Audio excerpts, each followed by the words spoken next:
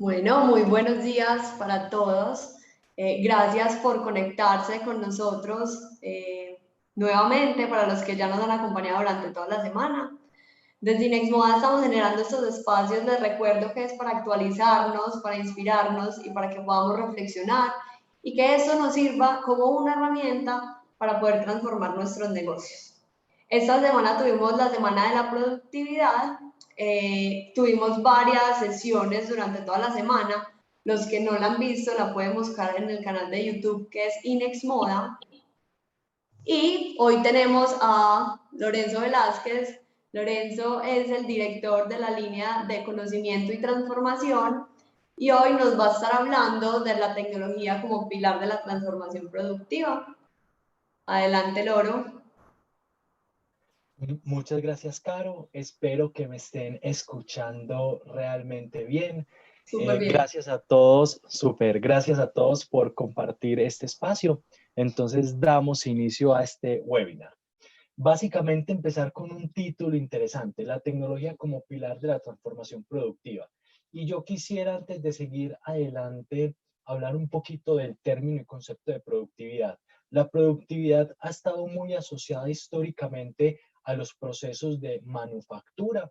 Digamos que ha sido muy interesante y porque prácticamente para nosotros es muy aplicable, pero también es bueno entender algo, y es que la productividad no solamente está dado en términos de manufactura, sino que se conecta con la cadena de valor. Y me van a entender por qué estoy haciendo hincapié en este término. Es decir, podemos también hablar de productividad en materia de retail, y por eso hay técnicas como, por ejemplo, Lean Retail, que nos ayuda de alguna manera a hacer balanceos de punto de venta y también en términos de comercialización. Por eso es que algunas marcas de alguna manera pueden tener un punto de venta muy grande de 80, 120 metros cuadrados de acuerdo a su ADN de marca, pero no necesariamente una productividad comercial, o cómo ubican, por ejemplo, el almacén dentro del retail o la bodega de abastecimiento, cuál es la productividad realmente por metro cuadrado y cuáles son las métricas de eficiencia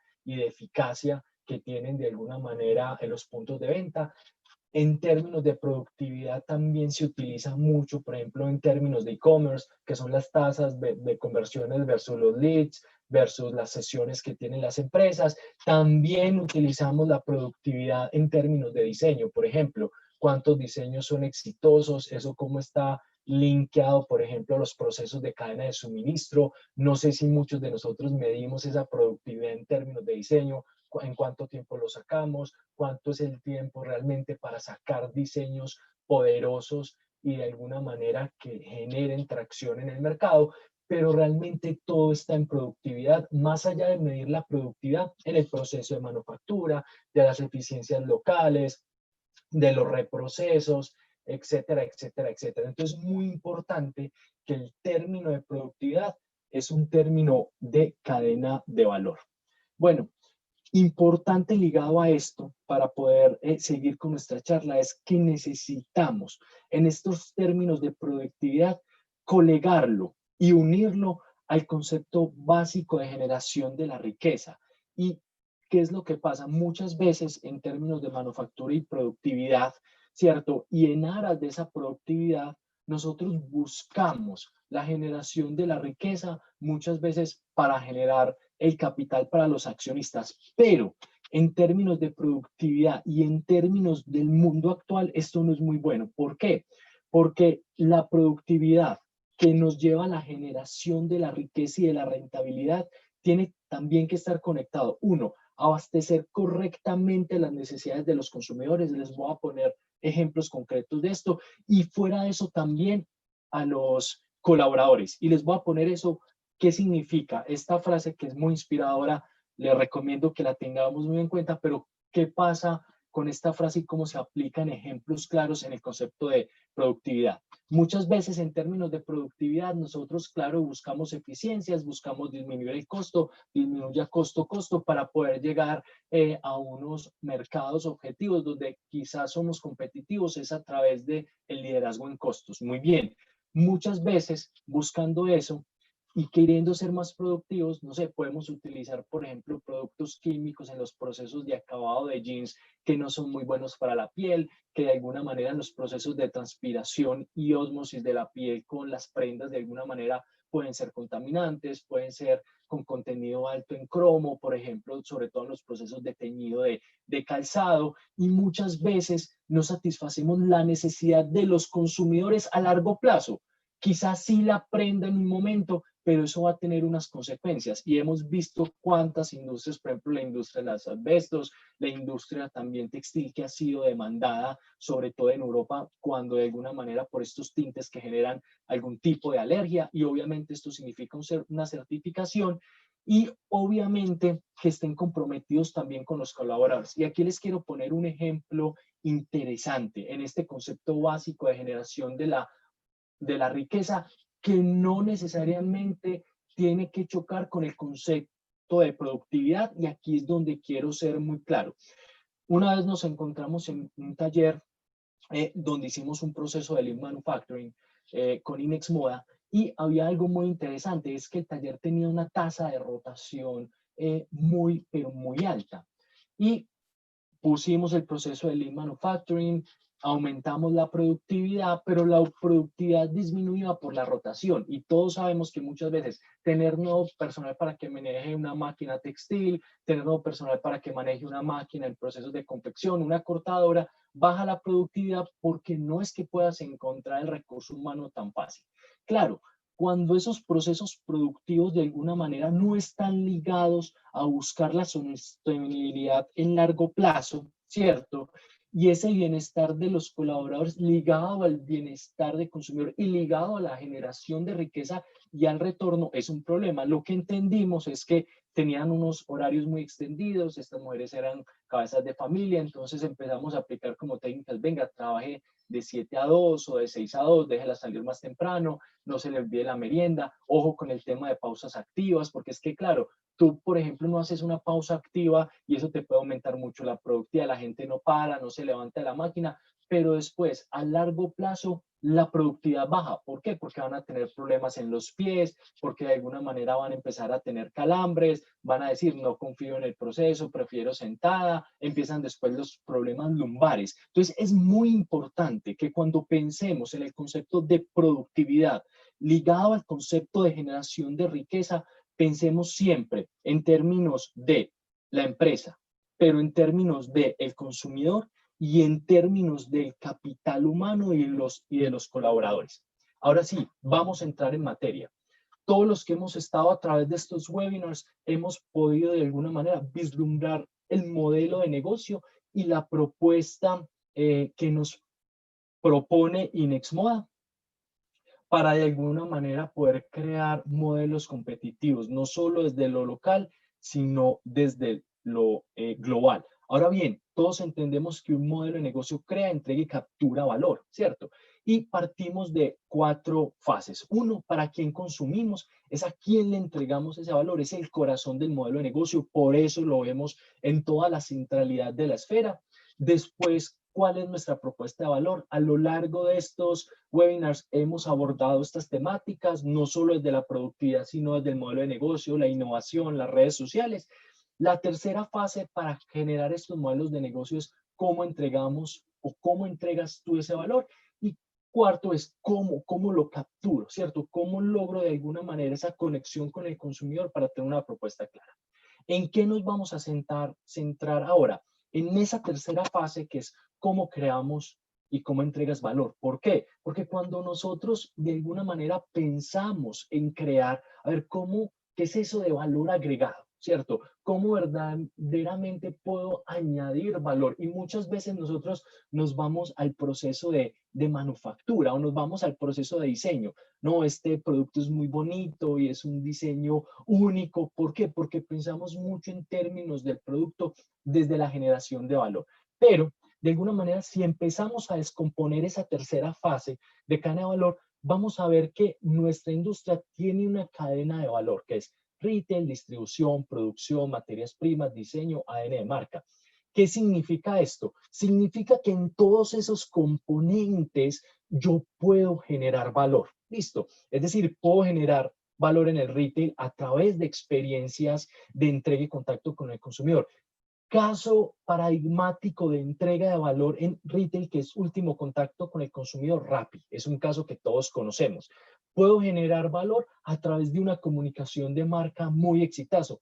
Caso de alguna manera paradigmático, conocemos lo que hace Coca-Cola en términos de marketing, conocemos lo que hace Apple. Apple de alguna manera también genera valor a través de sus retailers especializados en las grandes esquinas, a través también del diseño único, que el diseño no solamente es el diseño de la pieza, sino el diseño de todo el contexto, de alguna manera, ecosistema cerrado de Apple, y lo que significa eso también es una manera de generar valor. Generamos valor a través de las materias primas, generamos valor a través de procesos productivos eficientes. Creo que tuvieron la oportunidad de sentarse con John Freddy, de sentarse en estos webinars con David Poveda. Se puede generar valor a través de procesos de reposición por demanda con enfoque pool, de tal manera para disminuir los desperdicios y aumentar las eficiencias locales. Se pueden generar procesos de valor a través de los procesos de distribución. Caso paradigmático actual, la alianza, por ejemplo, que tiene de uno con Mi Águila,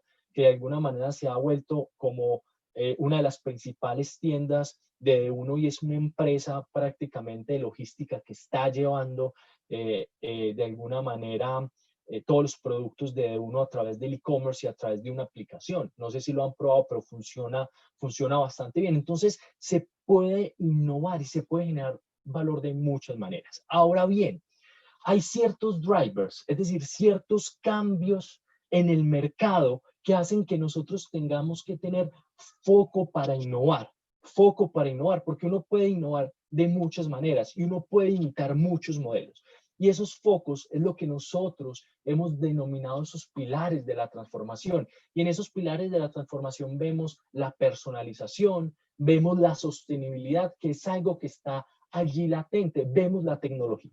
Teniendo en cuenta esos pilares, entonces nos tenemos que hacer una pregunta. Venga, tengo que tener claro una matriz de esta cadena de valor, cómo empieza a ser afectada, por ejemplo, por la sostenibilidad. Cómo el retail empieza a ser afectado por la sostenibilidad, cómo la distribución, los procesos de picking, los procesos de empaque, los procesos de entrega y de delivery, cómo la producción empieza a ser afectada por la sostenibilidad. Por ejemplo, los procesos de reuso agua.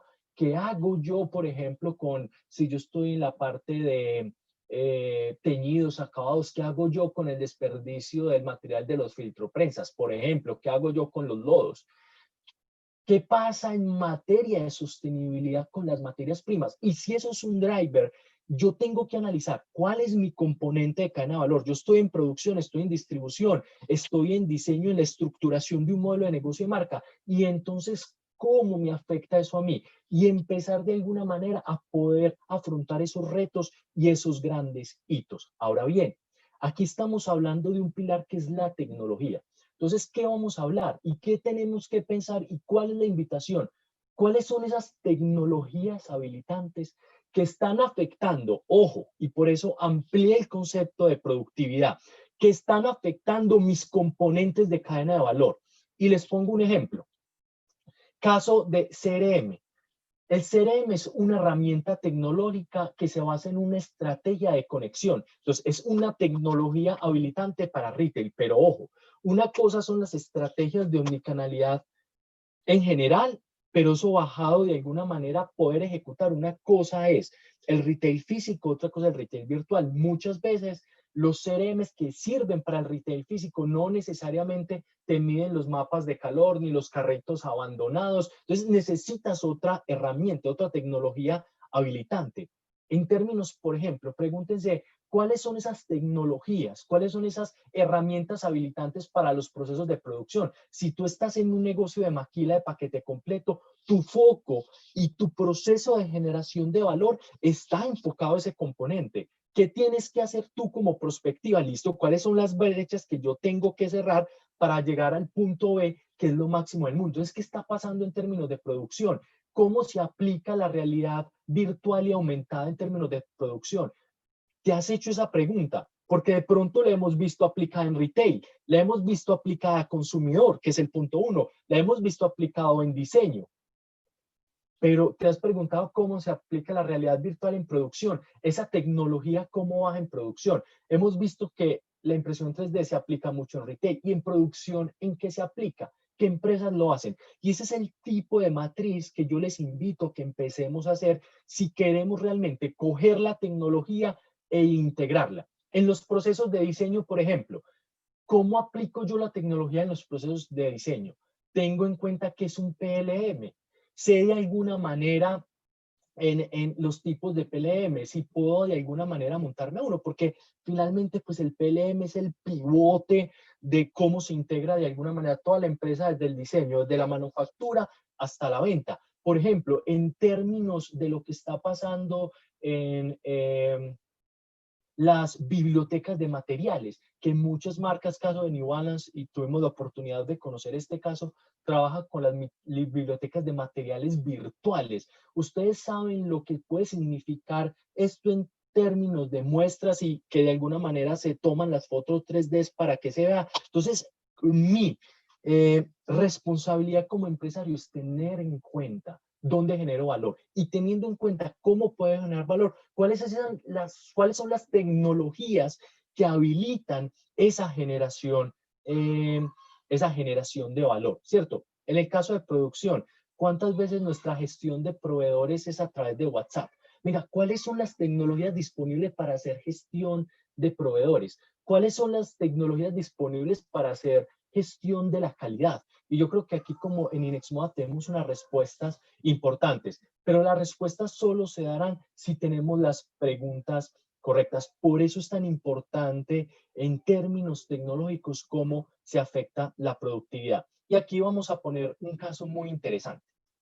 Digamos, esto no solamente es, la pregunta es cómo podría ser la producción en el futuro, sino incluso cómo se está haciendo la producción. Y bajo en términos de producción, en términos de manufactura. Pero recuerden que uno produce siempre, incluso en todos los eslabones de la cadena. Aquí estamos hablando mucho en términos de manufactura, pero hay producción en el diseño, hay producción comercial, etcétera, etcétera, etcétera. Ahora bien, pensemos este tipo de procesos.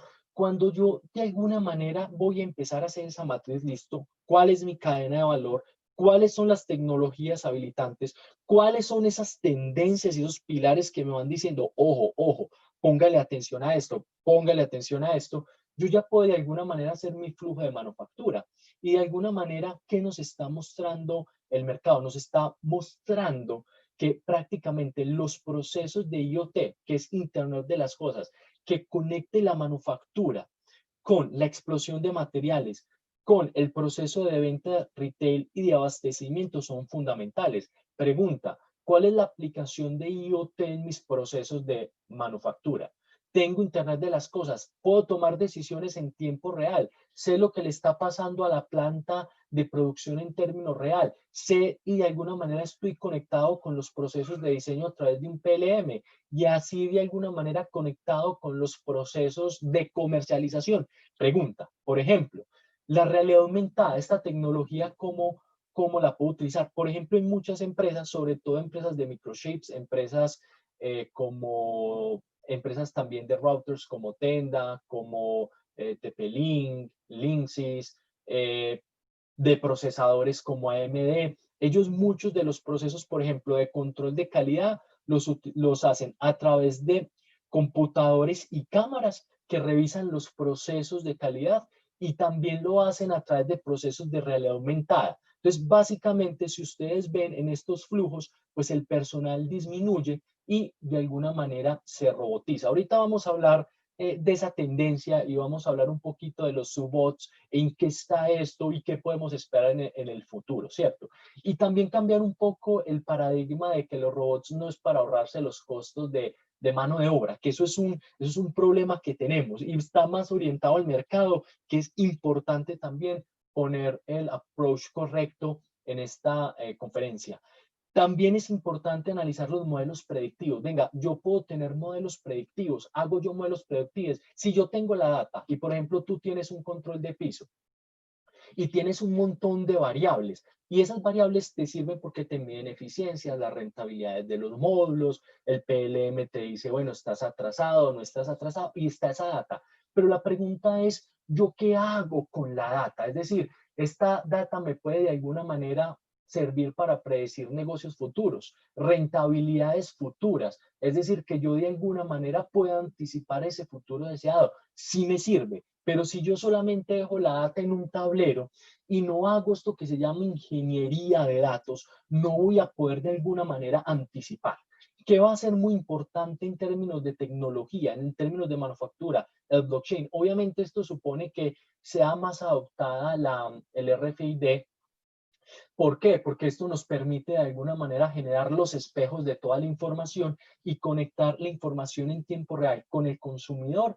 Y obviamente pues todavía seguimos muy atados a los códigos de barra, sobre todo por términos de costos, pero de alguna manera esto tiene que ir cambiando en esta visión. Finalmente, algo que es fundamental, y lo vamos a hablar un poco de lo que es producción orientada al mercado, que va a ser nuestra primera tendencia, los procesos de manufactura en el futuro, incluso el COVID, lo que ha hecho el COVID, o bueno, peor, ya es femenino, la COVID, creo que el género es femenino, por lo menos así lo están estableciendo los diarios, entonces creo que es la COVID, suena como algo extraño, está acelerando esos procesos de producción en proximidad. ¿Por qué? Porque la gente está desconfiando un poquito de los procesos de manufactura globales. Esto le ha hecho ganar un montón de clientes súper exitosos en el tema médico y de productores, por ejemplo, en Vietnam. La gente le está dando miedo comprar en China. Lo que ocasionaron los wet markets en China, eso está diciendo, venga, y si esto pasa allá, entonces, ¿qué va a hacer en términos de los productos que nos colocamos? Entonces, hay un cambio de paradigma grande en las cadenas de suministro que se venía dando, ojo, y lo vamos a hablar, en términos de e-commerce, pero que ya también se está dando en términos de sostenibilidad social, cultural y ambiental. Es decir, hay una presión no solamente de la tecnología, el retail tecnológico para la producción en proximidad. Y aquí va a ser fundamental. Y lo que hablábamos arriba, ojo, que si nosotros no tenemos personas, no cuidamos el capital y el talento humano, y si hay marcas escuchándonos aquí, si no hacemos la correcta gestión de los proveedores y los atropellamos, olvidémonos que de alguna manera nos vamos a poner en esta dinámica de producción en proximidad, porque la gente no va a querer trabajar en la manufactura, porque no lo va a ver como un trabajo atractivo, porque aporreamos constantemente a nuestros proveedores por maximizar nuestros márgenes y nos olvidamos de ese verdadero retorno a la inversión que busca la sostenibilidad financiera, la sostenibilidad del cliente a largo plazo y la sostenibilidad de los colaboradores a largo plazo. Y mientras tanto, ¿listo? Vamos a decir 6 tendencias muy claras de la producción jalonada por la tecnología. Producción orientada al mercado. Aquí hay un paradigma y esto tiene que ver, señores, con el auge del e-commerce. Y lo digo con el auge porque todavía en Colombia, si bien hay unos aumentos interesantes en materia de e-commerce, todavía estamos en pañales. Entonces, el auge de los modelos de negocio de e-commerce no han bajado y no han tocado tan directamente a los negocios de manufactura.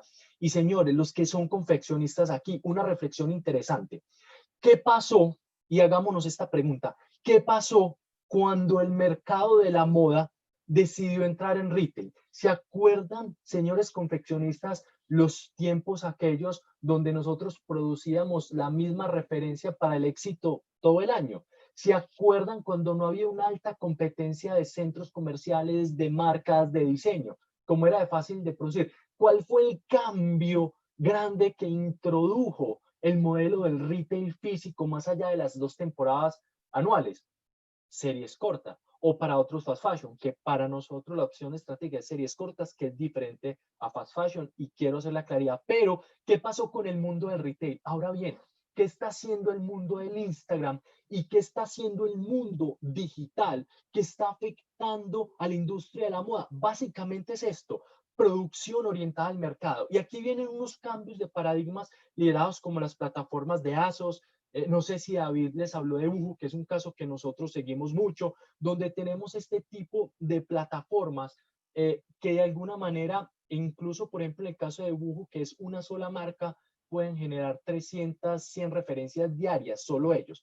Y aquí viene un paradigma importante, y es que a medida que profundicemos el mercado online, esto va a pasar. Y básicamente ¿Por qué va a afectar mucho en términos de productividad? Porque hay un indicador que es el que genera tracción al e-commerce, es uno de los más importantes, y es que el tráfico también está directamente relacionado y la conversión de ese tráfico por el número de ítems que tú puedas tener en un e-commerce. Por eso Amazon, Alibaba buscan siempre estar aumentando ese número de ítems que las personas pueden comprar.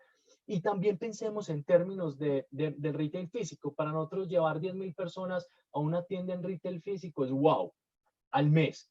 Para nosotros llevar 10.000 personas a un e-commerce realmente no es wow. En un e-commerce podemos llevar tranquilamente 2, 5 millones de personas, 100 millones de personas de todos los países con un sistema de logístico súper abierto. Entonces esa búsqueda de los ítems tiene que ser muy potente. Por eso los e-commerce tradicionales de las marcas, esos standalone, de alguna manera no terminan comportándose tan bien. Y aquí un problema también de las marcas, pero eso lo cuento porque eso va a afectar la productividad. Es que digo, no, yo tengo mi e-commerce, yo no necesito estar en otros retailers. No, sí necesitas, porque necesitas una estrategia, ojo, multicanal y omnicanal también desde otros puntos de vista. Ahora bien, ¿cómo me termina bajando eso? Que la gente se va dando cuenta, a medida que voy aumentando como de alguna manera ese contenido del e-commerce, se me empieza a mover las cosas. Pero ¿cómo hago para no caer en un paradigma de desperdicios? ¿Cómo hago que estar en un e-commerce no me lleve a, de alguna manera, estar en un modelo de negocio de fast fashion?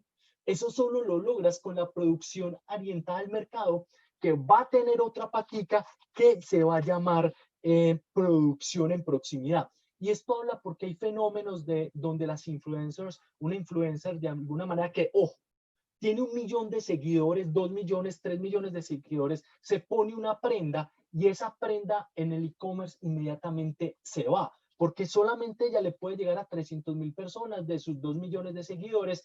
¿Y qué va a pasar de alguna manera con la demanda? No la puedes prever, porque de alguna manera es muy complejo saber ese influencer cómo se comporta. También de alguna manera el tráfico que puedes generar a través de esos canales va a ser fundamental. Entonces, esta producción orientada al mercado viene muy jalonada desde estos formatos que son digitales.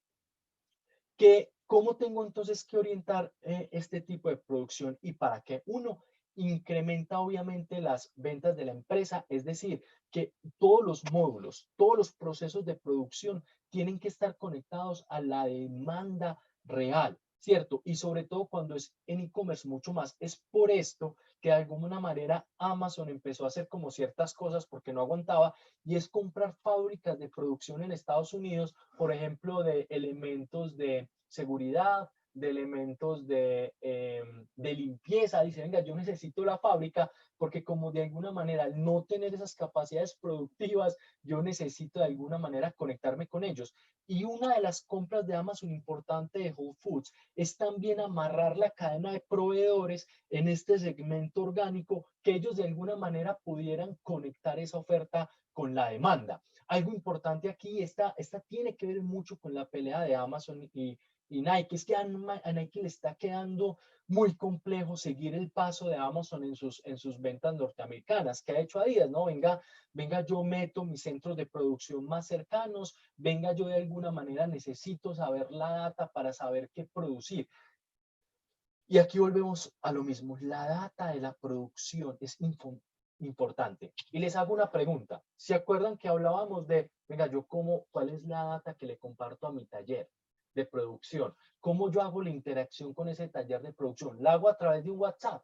¿La hago a través de un gestor de la producción? ¿O estoy encadenado con lo que llamamos de alguna manera esas plataformas B2B de intercambio de datos? Hay una conferencia que yo di hace 3 o 4 años, pero es vigente, donde hablo mucho pues como de estas herramientas y de alguna manera lo que es la data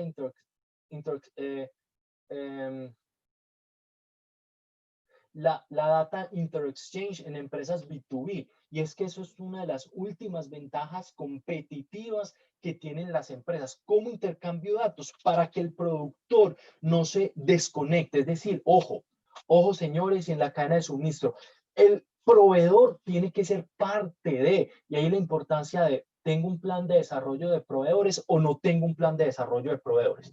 Y ahí las herramientas de digitalización. Y con esto quiero también aquí tocar un code muy importante. Y es la digitalización, la transformación digital en todos los sectores no funciona igual.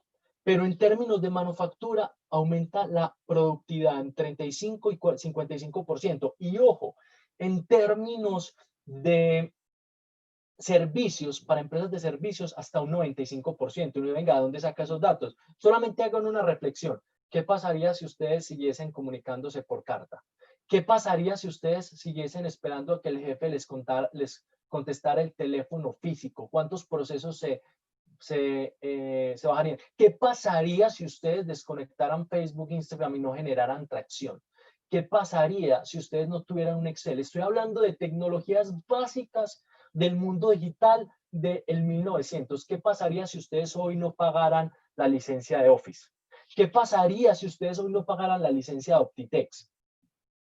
Ahora bien, claro, son paradigmas ya establecidos, pero cuando nosotros empezamos a, de alguna manera, analizar los costos de no tener la tecnología y las herramientas, nos damos cuenta que el desperdicio es mucho más. Reducir el tiempo de respuesta al mercado es lo fundamental de esta orientación. Y aquí la integración, aquí tenemos que marcas integrarse más cada vez con los productores, dejarles saber, dejarles entender el mercado. No basta con mandarles a producir cuando ellos no entienden lo que están haciendo. Y cuando el e-commerce, si ya les puso problemas a los productores, ya les pusiste un problema porque ya con el retail ellos hacen variedad de referencias en lotes pequeños, ¿cierto? Pero con el e-commerce se lo vas a incrementar, y a medida que las marcas colombianas sigan de alguna manera entrando a ese mundo, va a ser peor. La disminución de las necesidades de capital de trabajo. ¿Por qué? Porque pues no va a comprar las telas que no se me van a vender. Aquí es fundamental, es lo que se llama el Sales and Operation Planning. ¿Por qué los SOP o los Sales and Operation Planning terminan siendo tan complejos en las empresas que tercerizan manufactura? Porque es que el Sales and Operation Planning se tiene que hacer en consenso con la capacidad productiva, y la capacidad productiva la conoce el director de producción, pero el director de producción tiene 100 talleres. ¿Usted cómo hace eso? Solamente se logra, y no hay otra manera, a través de las herramientas tecnológicas, pero hay que sentarse con ellos, hay que sentarse con el pro y decirle, mira, yo para dónde voy, yo qué espero. Y si todos tuvieran los software de analíticas predictivas, ustedes ya sabrían si el proveedor puede o no responder. Es más, muchas veces la respuesta del pro, sí, yo puedo, y siempre pensamos que puedo, pero tener la data para medir verdaderamente eso. Y eso es una de las cosas que queremos hablar hoy, y que incluso Inexmoda ha estado muy atento para poder desarrollar este tipo de herramientas y mejorar la calidad de los inventarios. ¿Por qué la calidad? Porque un inventario, ojo con esto, un inventario no es bueno porque la calidad es perfecta. Un inventario es bueno porque es vendible. Si el inventario no es vendible, es leche rancia. ¿Y qué se hace con la leche rancia? Dos cosas. Nuestras abuelas hacían un postrecito que llamaba Miguelucho, no sé cómo se llama en otras regiones del país o otras regiones del mundo que nos están viendo en estos momentos, que uno le echa limón y sabe muy rico, como un dulce de leche. Pero básicamente, si no puedes hacer eso y no te lo puedes comer todo, esos inventarios se botan. Aumenta el retorno sobre la inversión de los accionistas y crecimiento sostenible. Vayamos a los temas de producción sostenible. Solamente un paradigma. Hashtag Fashion Revolution. Y aquí a todos los encargados de la producción. El hashtag Fashion Revolution nos metió en una dinámica donde el consumidor quería saber si doña Ana, que hacía la prenda, que hacía el lavado de la prenda, que estaba incluso trabajando en punto de venta porque incluso vendía la prenda, si doña Ana era feliz, yo compraba la prenda. Pero cuando investigás sobre el tema de la sostenibilidad, ojo, no nos podemos quitar de la percepción del consumidor y de las características donde el consumidor está de alguna manera conectado a una espiritualidad, ¿cierto? Y yo conocí una de las personas que promovió, la conocí en Suecia, que promovió mucho el hashtag Fashion Revolution, y era una alemana pues que se metió de lleno. Y les voy a contar algo que me dijo, pero esto es lo que está en la mente de la gente a nivel global, más allá que nosotros creamos esto, no. Y es la señora, una de las expertas alemanas más tesas en sostenibilidad. Estábamos visitando la Universidad de Borås en Suecia, y me dice, Lorenzo, es que venga usted ¿por qué tiene esa correa de cuero? Y yo le dije, no, pues que yo la verdad utilizo cuero. Entonces me dice, venga, Lorenzo, es que no sabes que puedes llevar el karma y el dolor de un animal o de una persona. Tú sabes quién hizo esa camisa, si fue feliz haciéndola o no fue feliz haciéndola. Y yo, la verdad, con cierta vergüenza decía, no, yo la verdad pues no sé si el animalito sufrió, no, tampoco sé si estoy llevando el karma del dolor, es que llevamos, y ella me contó toda una teoría, pero más allá de su teoría, eso lo llevan en las dinámicas de mercado y es lo que la gente empieza a creer. Entonces, por ejemplo, el hashtag Fashion Revolution, saber si la gente que hace tu prenda es feliz, ¿cierto? Saber si la gente que está trabajando en tu empresa es feliz. Eso de alguna manera no es negociable. Y obviamente la sostenibilidad hay que verla en todo su paradigma cultural. Por ejemplo, estás preservando la cultura de las comunidades con las que trabajas. A mí no me digas que en estos momentos que sí, usted trabaja con las comunidades, vení, contame verdaderamente cómo estás preservando la cultura, cómo estás preservando su identidad. Vos estás haciendo procesos de reutilización de agua. ¿Cuáles son los químicos que estás utilizando? A mí no me contabas que sí, que vos tenés unos filtros y reutilizo no, eso no es suficiente. ¿Cómo me lo demostras? Y ojo, ¿cómo me lo certificas? Porque el mundo se está moviendo sobre esto y la COVID de alguna manera incrementó esta conciencia sobre el tema de la producción sostenible. Todos queremos llegar a mercados europeos y americanos. Y dicho sea de paso, hoy más que nunca es la oportunidad del sector. Hoy más que nunca los mercados norteamericanos están comprando elementos de bioseguridad en América del Sur. No hay suficientes telas, no hay suficiente maquinaria y no quieren comprar en Asia. Europa hay unos lineamientos cuando se reunieron los europeos sobre las pruebas defectuosas que venían de China, incluso regalos que le hicieron a Italia estaban viniendo defectuosos, dijeron, venga, nosotros abandonamos los procesos de manufactura, en Estados Unidos también hay una alerta sobre lo mismo y ya ni siquiera podemos hacer los medicamentos porque no tenemos las suficientes fábricas acá. Entonces, lo que está pasando con el COVID va a ser que ese proceso de manufactura que había explotado con el tema del e-commerce y que había hecho grandes inversiones, la alianza Polo-Nike para dominar las cadenas de suministro de Centroamérica, es que solamente yo quiero que analicen las cifras de exportaciones de Guatemala y de Honduras en términos textiles. Estamos hablando de 6.000 millones de dólares. Estamos hablando de 6 veces las exportaciones de Colombia, en un país de Centroamérica que es allá cercano, y no necesariamente porque la mano de obra es barata, sino porque está conectada a las cadenas de suministros de Estados Unidos y porque están conectados a los e-commerce básicamente, y lo puedes analizar en esa alianza de Amazon, están conectados a los e-commerce de Macy's, están conectados a los e-commerce de Walmart, de la ropa, y ese tema de sostenibilidad incluso es tan importante que ya, por ejemplo, Walmart está hablando con muchas empresas textileras para que no solamente les produzcan las telas, sino que se las laven y se las vuelvan a poner. Es decir, lavado de prendas, ¿qué significa? Que como el negocio y Walmart ya se metió en el negocio de prendas de segunda mano, ya las empresas de confección no solamente están haciendo prendas, sino que están poniendo maquinarias industriales para recoger las prendas, remendar y lavar. Miran cómo empieza a cambiar el paradigma de producción sostenible. La pregunta es, venga, ¿yo cómo participo de eso? ¿Cómo así? Es que ya también me va a tocar arreglar prenditas y lavar. Sí, porque cuando los grandes jugadores se meten en eso, o tú te metes o te quedas fuera del juego. Entonces la pregunta es, ¿en qué campo queremos jugar? Producción de línea en pequeños lotes, digamos que esto viene, como les decía, esto viene, ha sido jalonado por el auge del retail. Recuerden que los puntos de venta aumentan la variabilidad enormemente. Esto ha hecho también que de alguna manera las empresas que no tengan línea en sus procesos de producción tienen unos problemas enormes de inventario. Yo solamente, y está muy ligado a la producción sostenible, contarles el datico, es que H&M en ese modelo de enfoque push de fast fashion, que ojo, no es series cortas, vuelvo a repetir, ¿cierto? tiene inventarios por 4 billones de dólares. Ustedes saben que es 4 billones de dólares en inventarios que no saben cómo evacuar, quemar, destruir. Eso es una locura, una total locura. Claro, son producciones muy grandes que vienen de Asia y como nos dijo David, nadie tiene la bola de cristal para saber qué se va a vender. Y de alguna manera los negocios de Instagram y los negocios de e-commerce han hecho que estos lotes sean muchos menores. ¿Por qué? Porque muchas de alguna manera de estos lotes, de este modelo, se basa, y es el modelo bujo, se basa en crear contenido que no existe. Es un contenido virtual que después, cuando el consumidor lo quiere, lo tiene que factualizar en un contenido real. Listo. Finalmente, tener claras políticas de mejoramiento continuo nunca es suficiente. Y a medida que cambie la variabilidad, recuerden que la variabilidad cambia cuando hay cambios de mercado, cuando hay paradigmas del mercado. Nosotros tuvimos un cambio grande en materia de variabilidad cuando pasamos, ¿cierto?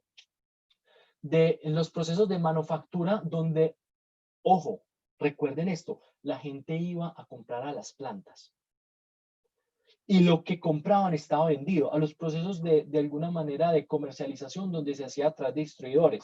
Después pasamos al mundo del retail, que aumentó la variabilidad. ¿Por qué? Porque antes ya no era un punto, 2 puntos de venta un gran distribuidor, sino que son 500, 600, 3000 puntos de venta en todo el mundo o 300 puntos de venta en Colombia. Y ojo, estamos hablando del formato digital. Y miren esto, la importancia del mejoramiento continuo, donde todos son fotografías, donde no hay límites.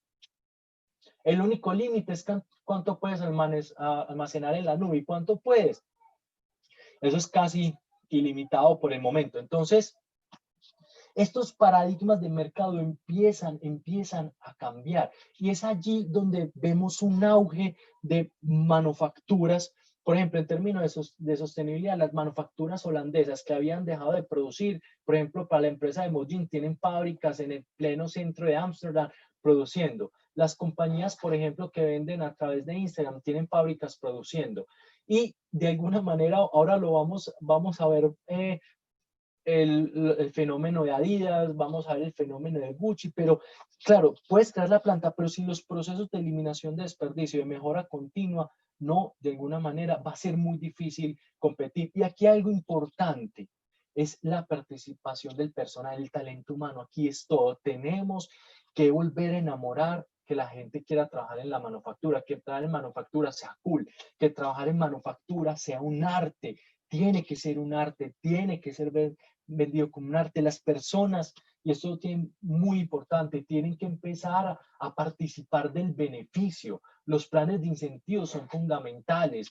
Kaizen lo ha propuesto, los japoneses y los coreanos son productivos porque ellos el 10% de la rentabilidad de la empresa en términos de manufactura la entregan a sus personales. Nosotros muchas veces no hacemos esto. Y si ellos no se hacen parte, es como, por ejemplo, ¿por qué los comerciales se convierten en una parte integrante del negocio? Porque se vuelven partícipes del crecimiento de la empresa, es decir, comisionan. Entonces ahí es muy importante cómo valoramos eso, cómo empezamos a cambiar la mentalidad del personal para que verdaderamente sea un arte y sea, incluso me va a permitir esta expresión, la gente vaya contenta a trabajar, la gente diga con orgullo, yo soy confeccionista, yo soy un artista, yo trabajo el cuero. Ahí tenemos un reto muy importante. ¿Qué queremos lograr en estos procesos? Incremento de la productividad, mejoramiento de la calidad, la disminución de los inventarios, la disminución de los tiempos de entrega. Recuerden esto, paradigma fundamental de las operaciones, lo vieron con David, y esto lo está demostrando el e-commerce y lo está demostrando también Amazon con las adquisiciones que están haciendo. El retorno de la inversión es directamente proporcional a la disminución de los lead times. Y si no me creen como paradigma fundamental de las operaciones, miren el estudio que nosotros hemos publicado y hemos mostrado de Goldman Sachs, cómo la disminución de realmente los tiempos de entrega aumenta la rentabilidad, ¿cierto? Y libera el capital de trabajo, mejora la cultura organizacional. Ojo, recuerden que en estos procesos no es solamente las herramientas tecnológicas, no es el proceso por sí, es la cultura, el trabajo en equipo con los colaboradores, las polivalencias y la estandarización de procesos. Ahora bien, hay un tema muy importante aquí, y es que también estos procesos bien montados y la cultura montada Sin la herramienta tecnológica, no conecto a la empresa, porque es que recuerden que las herramientas tecnológicas realmente son un proceso de comunicación. Todas las herramientas de tecnológicas son procesos comunicacionales que comunican datos, etapas de un proceso, estados de un proceso. Entonces, ¿qué es lo que pasa? Yo puedo tener muy bien la operación, pero no tengo un control de pisos, no tengo data. Y si no tengo data, ¿cómo hago mejora continua? Hago una mejora continua, ojo, visual. Y hago una mejora continua ligado al número, ¿cierto? De las eficiencias que yo mido de manera manual o que mido a través de mis procesos de facturación. Pero la data, de alguna manera, ¿de dónde está fallando el proceso? Y la data predictiva no puedo llegar a esto. Esta es la importancia de cuando tengamos procesos bien montados, la herramienta. Ahora bien, la herramienta sin el proceso bien montado no sirve de mucho. Producción en proximidad. Caso Gucci. Para todo el mundo es bien sabido todas las problemáticas que tiene el cuero, ¿cierto? Empecemos que los procesos de recirculación de agua son complejos, necesitan grandes factorías, los procesos de manufactura, pero miren esto, Gucci sale a su e-commerce, empieza de alguna manera a vender y se da cuenta, vengan, nosotros no podemos tener desperdicios de calzado, este desperdicio que tenemos. Con otro agravante, señores, en París está prohibida, que es la capital mundial de la moda y la capital mundial del retail de lujo, ¿cierto? Y de los compradores de moda, por encima de las otras capitales, no te permite hacer incineración o destrucción de estos artículos. Y los compradores internacionales de Japón van a abastecerse allá. ¿Qué haces? Necesitas tener una fábrica para producir verdaderamente lo que tienes que producir, es decir, lo que muestras en tus pasarelas, lo que muestras en tu e-commerce, y con algo tan complejo con el cuero, sí señores, fábrica de producción de artículos de cuero producidos en proximidad. Aquí yo quiero hablarles de una herramienta y poder concluir este gran eje. Nosotros desde Inexmoda y todos los interesados, pues de alguna manera pueden hacérnoslo saber, desarrollamos una herramienta que se llama Tangente. Es una herramienta de comunicación entre marcas y proveedores. Eso es su primer módulo.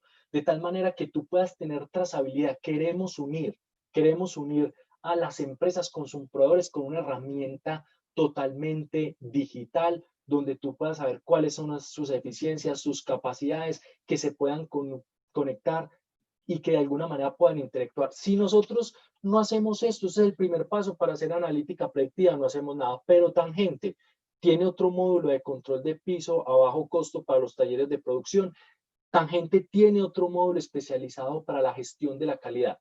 ¿Tú cómo digitalizas la gestión de la calidad de un taller en Manrique, un taller en Bello, que pues todo es por WhatsApp, no haces calificación, no mides? También tenemos un módulo para que de alguna manera haya una gestión de la calidad. Y obviamente un módulo que estamos trabajando también de PLM para las empresas. Todo esto para integrar toda esa data y después montarnos en los procesos predictivos. El que quiera conocer la herramienta puede escribirnos, el equipo de servicio al cliente les va a estar informando, ¿cierto? De alguna manera este es el embudo de cómo funciona Tangente, pero digamos que no me quiero meter ahí. Es decirles que sí estamos muy interesados en poder resolver esto. Vamos a ver un ejemplo también de algo muy paradigmático que es la producción adictiva. ¿Qué tiene que ver esto? ¿Se acuerdan? Cadena de valor. ¿Cómo agrego valor? Dos, ¿cuáles son esos pilares? ¿Qué está cambiando esa cadena de valor? ¿Qué la está moviendo? Entonces hablamos de sostenibilidad, tecnología, listo, en tecnología. ¿Cuáles son esas tecnologías habilitantes que hay? IoT, etcétera, etcétera, digitalización, software que digitalizan los procesos, ahí están los PLM, software que aumentan las eficiencias o los lectores, entonces ahí está blockchain, etcétera, etcétera, tecnologías.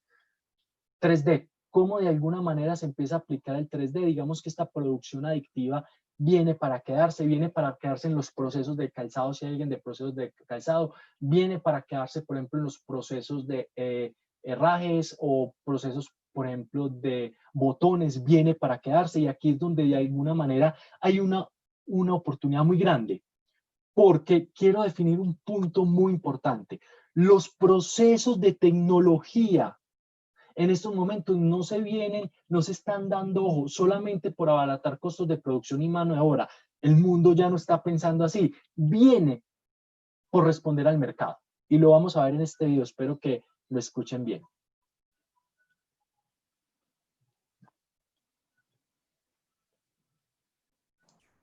Loro, no se está escuchando el sonido.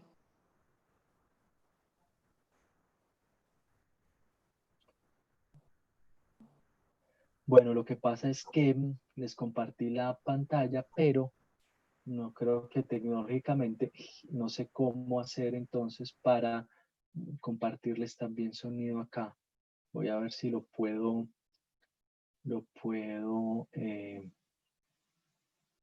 sonido de la computadora, creo que es este. Listo. The way the world makes things, specifically 3D printed things. We didn't start out trying to change manufacturing forever. We didn't? No, we didn't. We started with the simple goal of making 3D printed parts better. It's 25 to 100 times faster, which is game changing. But we quickly realized that with our combination of technology and materials, we could make real parts with mechanical properties and surface finishes that make injection molded plastics obsolete by comparison. Embracing the idea that speed to production isn't an obstacle anymore. It's the only way forward. And our partners share our enthusiasm for reinventing the rules. Partners who are manufacturing at scale, making millions of real products. Like us? Yeah, like you. In partnership with Adidas, we've created a midsole that shouldn't exist so that they could make a shoe that shouldn't exist. Light, super flexible, highly durable, and printed straight from liquid. A marvel of design and function, this shoe defies logic. And whether you want to make 1 or 1 million, this is true, customizable, and on-demand mass manufacturing. This is not a publicity stunt. This is a revolution. And we're just getting started. Stop prototyping. Start producing. Muy importante esto. Y es que, digamos que este video es poderoso. Yo voy a traducir de alguna manera para los que de pronto no entendieron por ser en inglés, les pedimos disculpas. Es varios puntos importantes. Uno, esto se hace por velocidad. Nosotros tenemos que empezar de alguna manera, pensar en términos de manufactura como bajo costo y cómo aumento la velocidad. Y aquí la palabra era muy clara en el video, faster, más rápido. Dos, dejemos de prototipar. O sea, el prototipado físico está mandado a recoger. Y aquí es donde vienen los paradigmas de prototipado 3D. ¿Se acuerdan cuando yo decía, listo, tecnologías habilitantes, realidad virtual, ¿cierto? Digitalización, en diseño?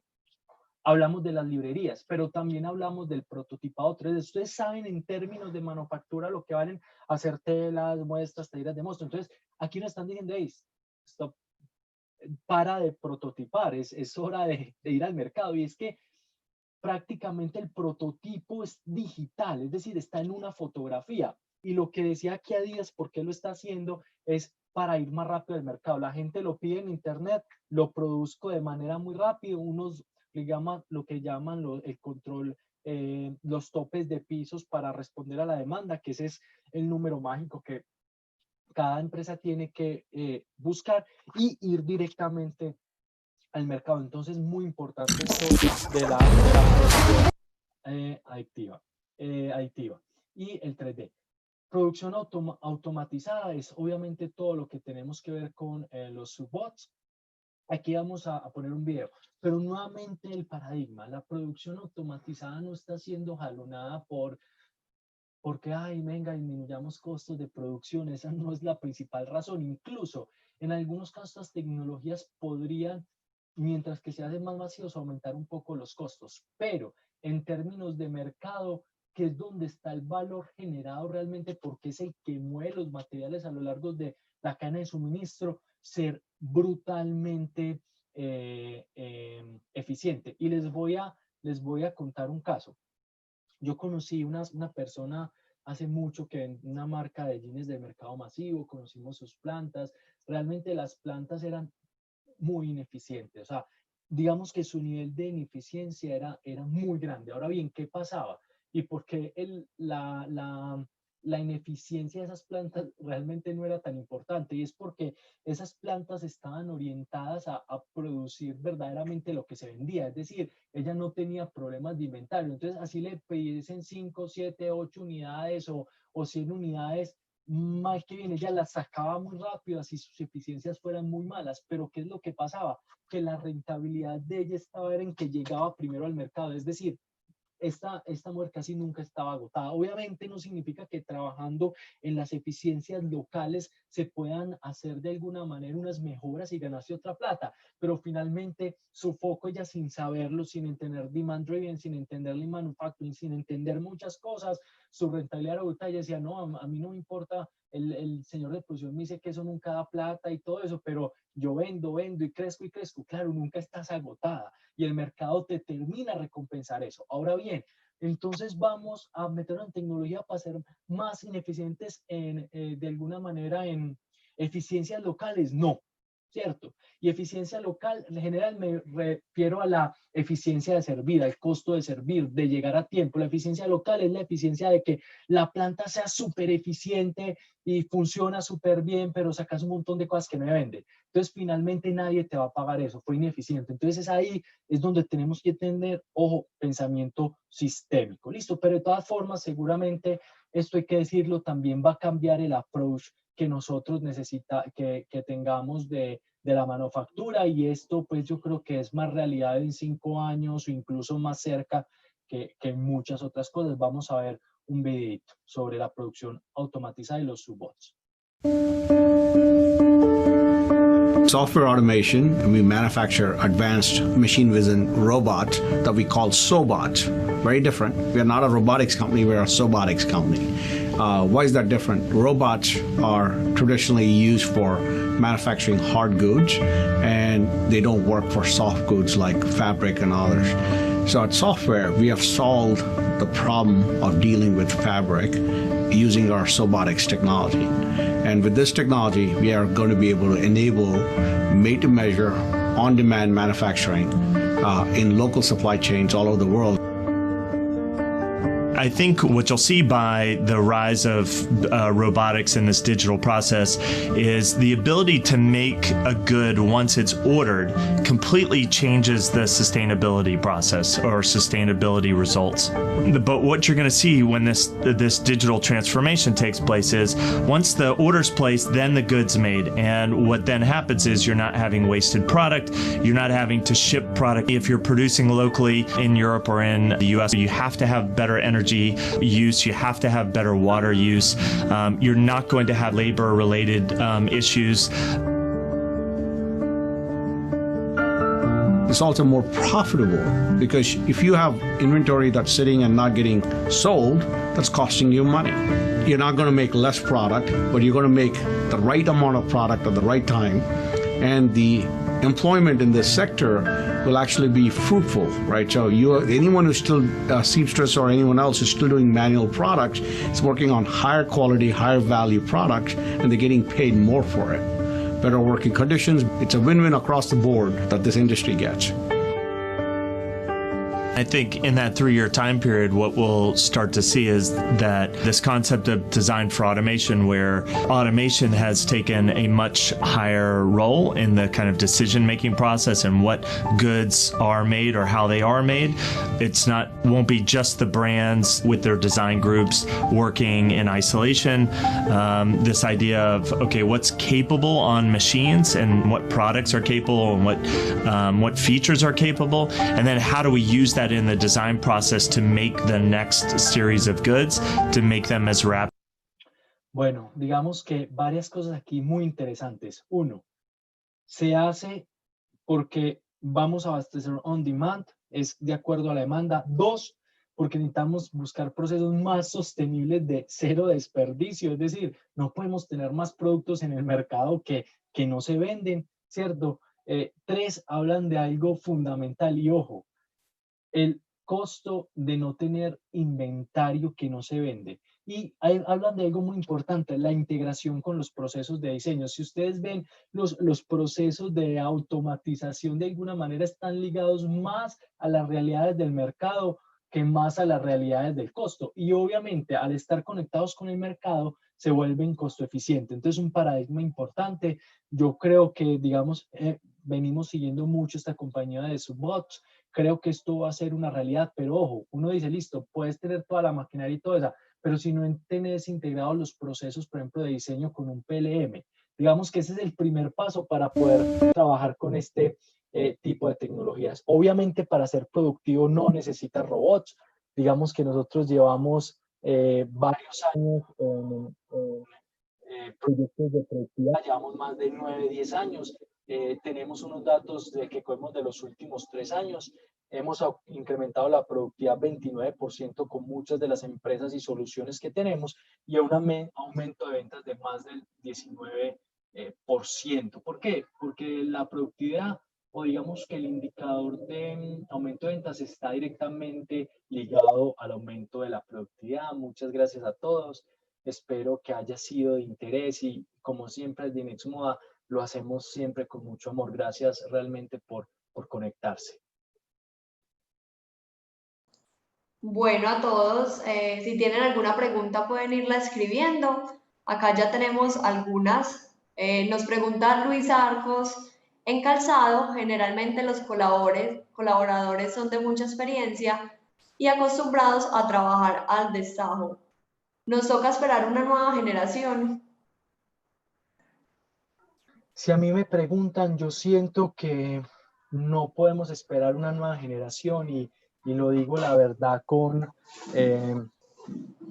mucho conocimiento de causa. A nosotros nos ha tocado de alguna manera empezar procesos de sistematización, procesos de Lean. La verdad, muchas veces en los procesos nos abandonan la mitad de los empleados, en algunos casos, no siempre, sobre todo porque depende mucho del trato y ahí de alguna manera hay que tener una estructura y una estrategia muy clara y esto no es una opción porque el mercado no espera a nadie y la manufactura no se puede poner a esperar al operario, eso es muy claro. Pero otra cosa importante es que tenemos que darles todas las herramientas necesarias para que el proceso se pueda dar. Y lo otro, el acompañamiento psicológico, social y de cultura organizacional, de cultura ganadora en los procesos de manufactura son muy importantes. Y recordemos que no se nos olvide, y yo lo repito constantemente, las organizaciones no son sus máquinas, las organizaciones no son sus tecnologías. Usted puede tener todo eso y no tiene personas, no tiene nada. Las organizaciones son sus hombres y sus mujeres que se levantan todos los días a trabajar. Y la cultura de manufactura son personas con problemas sociales grandes, mujeres muy aporreadas, personas con violencia intrafamiliar, personas con alcoholismo. Entonces también es un llamado a cómo empezamos de alguna manera a apoyar a esa gente más allá de pagarle un salario y que se siente en una silla y nos ha dado resultado, ¿cierto? Quizá eso puede suponer un costo, pero ojo, pensemos en la productividad a largo plazo, no pensemos en la productividad del día de hoy. Es importante y eso nos va a llevar a construir la productividad a largo plazo.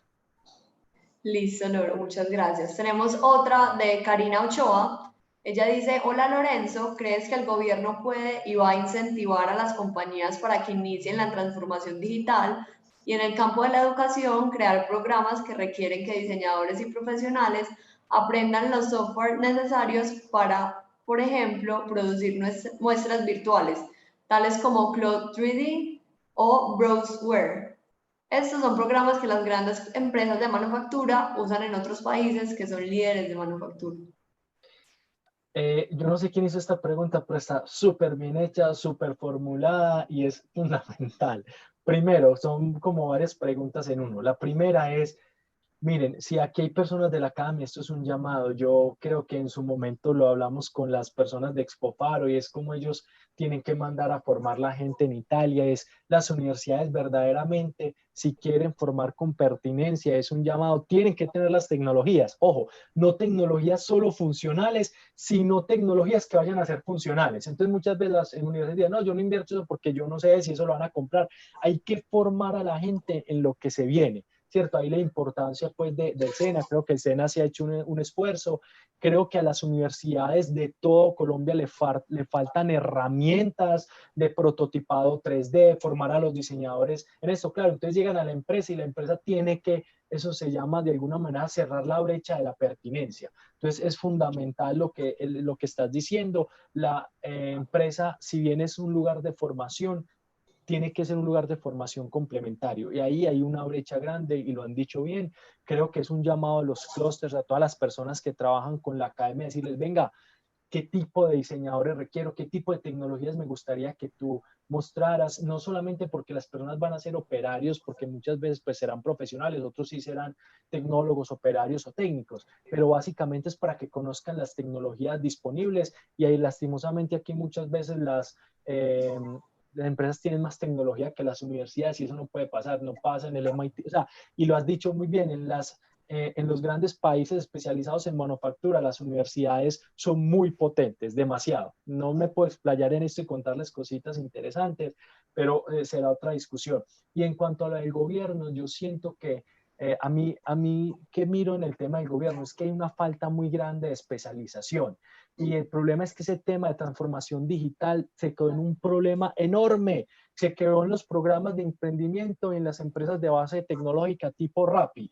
Y la gente no ha entendido que necesitamos programas especializados de transformación digital con enfoque de cadena de valor. Listo, venga, yo voy a hacer programas especializados, no como un todo donde entra todo el mundo y se los ganan los emprendimientos orientados al mercado. Venga, programas de transformación digital para que ustedes puedan tener PLMs. O sea, ¿cómo hacemos que el sector textil, de las 15.000 o 25.000 empresas que tenemos, el 70% tenga un PLM? Pero si ustedes ven, creo que en el 1 hay un estudio que nosotros le ayudamos a hacer a AFID, una encuesta de la innovación en los productos tecnológicos, no hay nada, no hay nada. ¿Quiénes tienen? Pues las empresas más grandes, pero ojo, un sector no es competitivo porque las empresas más grandes lo tengan, sino porque los sectores más potentes de manufactura es cuando el 90% de las microempresas están conectadas con procesos de valor tecnológico y alta ingeniería, y eso no nos está pasando. Entonces, por eso no vamos a ser muy competitivos y atractivos. Entonces, yo creo que es algo importante todo lo que están manifestando, y si falta a nivel nacional ese approach, como si lo tienen, por ejemplo, en el sector del agro. Ok. Tenemos otra pregunta que la realiza Laura Velázquez y dice, en el caso de los diseñadores pequeños, el tema de los inventarios, ¿vale la pena tener un negocio donde se hagan sobrepedidos con tiempos de producción y entrega cortos? Vale mucho la pena, siento que es un negocio del futuro, el tailor-made llegó para quedarse, las piezas únicas llegaron para quedarse. Siento que es un negocio de futuro, y yo solamente decir algo, ese negocio es un negocio tecnológico, es un negocio de servicio, es un negocio de plataformas y zonas correctas, de montar el pedido de manera correcta, de estandarización de las medidas para evitar los desplazamientos, para tomar medidas. O sea, entonces es bueno que si le ponemos la impostación desde el negocio tecnológico, puede ser algo muy, pero muy potente, ¿cierto? Y facilitarle a la gente que lo haga y monte la data adecuada, pero es negocio del futuro. Listo, Loro, no, ya con eso terminamos. Si tienen alguna otra pregunta, pueden escribir a info@inexmoda.org.co y ahí pues por ese medio le pueden estar respondiendo algunas preguntas. Recuerden que todos estos videos, si ya se perdieron algunos, pueden ir a buscarlos en el canal de YouTube. El día de hoy hablé con el equipo de TI y me confirma que en ese momento no se pueden ver los de esta semana, pero hoy en la tarde ya están montados todos. Entonces, si los quieren compartir, también los pueden hacer por este canal. No se pierdan, la próxima semana vamos a tener un contenido bastante interesante, pero va a ser no por estos webinars ni por Zoom, sino que lo vamos a transmitir directamente por Instagram Live, para que estén pendientes de temas de oportunidades, ya que el comercio va a tener una apertura un poco gradual. Y vamos a estar con ProColombia hablando de las oportunidades comerciales que hay en China, Estados Unidos y Ecuador, y cómo la sostenibilidad y los temas digitales van a ser la puerta de entrada para estos mercados. Entonces no se lo pierdan. Recuerden que desde Inexmoda estamos buscando que ustedes se capaciten, que se actualicen, se inspiren y que esto les sirva como una herramienta para que puedan transformar sus negocios. Muchísimas gracias, Loro, por acompañarnos. Muy valiosa toda esta información. Les recuerdo que si la quieren compartir, ahí va a estar montada en YouTube para que la compartan. Y listo, ¿no? Muchas gracias a todos ustedes por conectarse y acompañarnos en este espacio. Yo también les quiero agradecerle, Caro, el equipo de conocimiento en Exmoda. Para la que no los conozcan, la quería presentar. Su especialidad es investigación en tendencias. Presentarles el equipo, es una de las personas que más sabe de moda de este país, estoy seguro, y a su corta edad tiene una experiencia. Y agradecerle también a Juan Fernando que nos acompaña y decirles que todo este contenido es el trabajo de un equipo. Investigamos muy duro. Hay muchas más cosas que queremos contarles, entonces por eso estén conectados, y nuestro propósito como Inexmoda es llevarles este conocimiento y poder inspirar en las empresas. Entonces también un agradecimiento muy grande al equipo de Inexmoda, porque no es solo Lorenzo, es un equipo grande que realmente hace posible todo esto. Un abrazo a todos, que tengan una feliz semana.